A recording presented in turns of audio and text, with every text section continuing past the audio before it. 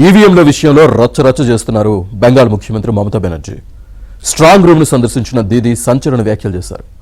ఈవీఎంలు తారుమారు చేసేందుకు ఎవరైనా ప్రయత్నిస్తే చివరి దాకా పోరాడతానని అన్నారు. మరోవైపు బెంగాల్లో బీజేపీ ప్రభుత్వం ఏర్పాటుకు సిద్ధమవుతోంది. ప్రమాణ స్వీకారం రోజు మస్ట్గా చేపల కూర వండుతామని అంటోంది.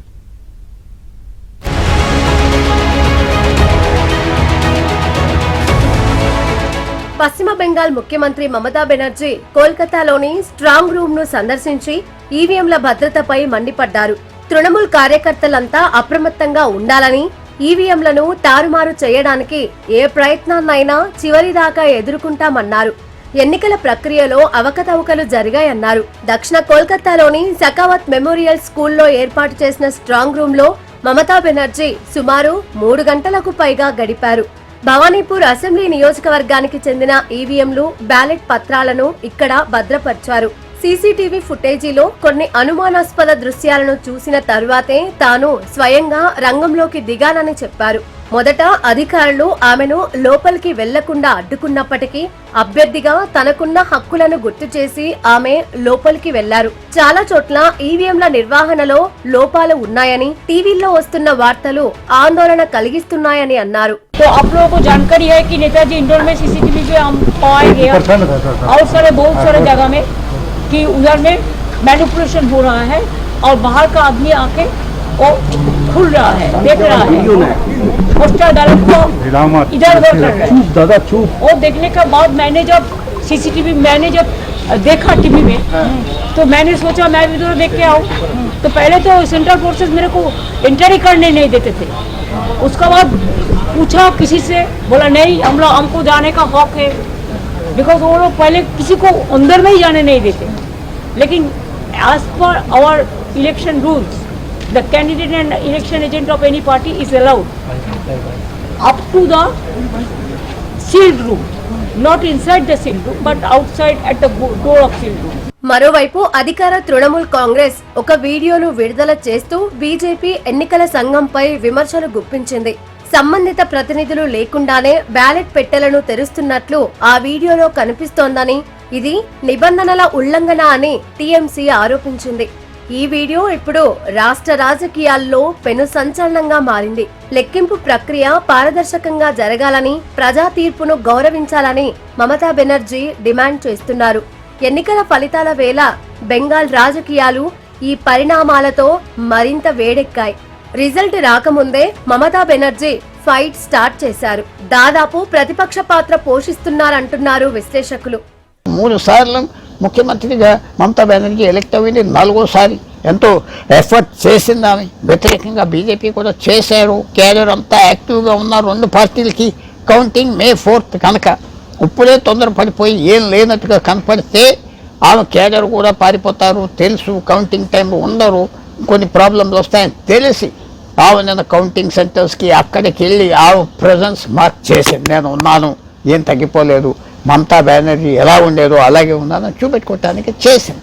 ఆమె పద్ధతి, ఆమె స్టైల్ కాబట్టి అలాంటి పని ఆమె చేయకపోతే ప్రజలు, ఆమె party supporters, cadre Mamata Banerjee ఓడిపోతుందని భయపడ్డారని పారిపోతారు. సో ఆమె క్యాడర్కి, ముఖ్యంగా పబ్లిక్కి ఒక మెసేజ్ ఇవ్వటానికి పాత మమతా బెనర్జీ ఉన్నది, మారలేదు, పోరాడుతాను, కాన్ఫిడెంట్గా ఉంటాను అది చూపెడతానికి నేను కౌంటింగ్ సెంటర్స్కి అక్కడికి వెళ్ళి మమతా బెనర్జీ తిరిగాను. అటు బెంగాల్లో బీజేపీ ప్రభుత్వాన్ని ఏర్పాటు చేయడానికి సిద్ధంగా ఉన్నట్లు కనిపిస్తోంది. మెజారిటీ ఎగ్జిట్ పోల్స్ బీజేపీ ప్రభుత్వాన్ని ఏర్పాటు చేస్తుందని చెప్పుకొచ్చాయి. బెంగాల్ ఎన్నికలలో విజయం కోసం బీజేపీ తన అతిపెద్ద ఆశలను హిందూ ఓటర్లపైనే పెట్టుకుంది. ఈ ఓటు బ్యాంకే 2016లో 3 సీట్ల నుండి 2021 నాటికి 77 సీట్లకు పార్టీ ఎదగడానికి దోహదపడింది.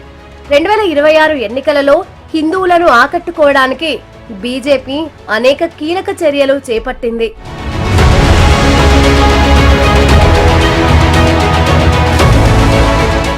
చేపల రాజకీయాలను ఎన్నికల ఆయుధంగా మార్చారు బీజేపీ నేతలు.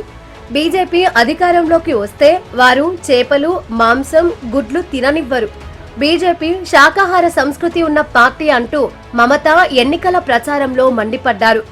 బెంగాలీలు చేపలు, అన్నం తింటారు. ఆ సంస్కృతిని నాశనం చేస్తారని ఆరోపించారు మమతా బెనర్జీ.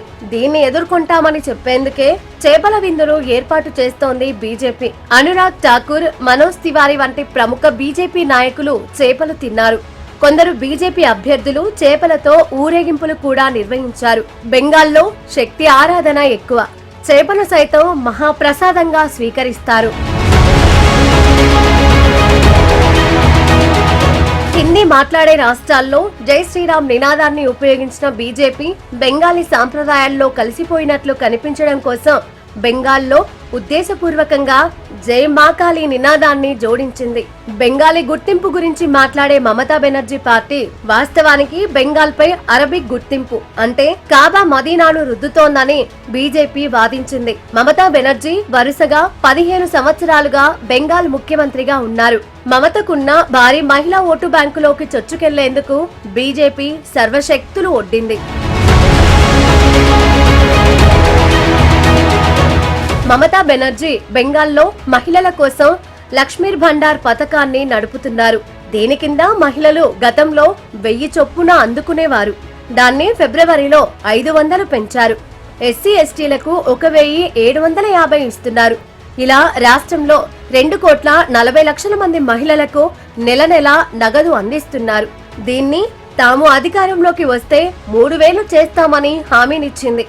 ప్రభుత్వ బస్సుల్లో ఉచిత ప్రయాణం, ఉద్యోగాల్లో 33% రిజర్వేషన్ కల్పిస్తామని ప్రకటించింది. చట్టసభల్లో 33% సీట్ల కోసం మహిళా రిజర్వేషన్ బిల్లును తెచ్చేందుకు ఎన్డీఏ ప్రయత్నించినా కుదరలేదు. పశ్చిమ బెంగాల్లో మొత్తం నమోదైన ఓటర్ల సంఖ్య 7,66,00,000. అయితే ఎన్నికలకు ముందు సర్ నిర్వహించి 91 లక్షల ఓట్లను తీసేశారు. అంటే మొత్తం 12% ఓటర్లు తగ్గిపోయారన్నమాట. ఈ నేపథ్యంలో బీజేపీకి ప్రయోజనం చేకూర్చవచ్చని నిపుణులు భావిస్తున్నారు. 2021 బెంగాల్ ఎన్నికలలో 140కి పైగా స్థానాలలో గెలుపు తేడా 1000 నుంచి 5,000 మధ్య ఉంది.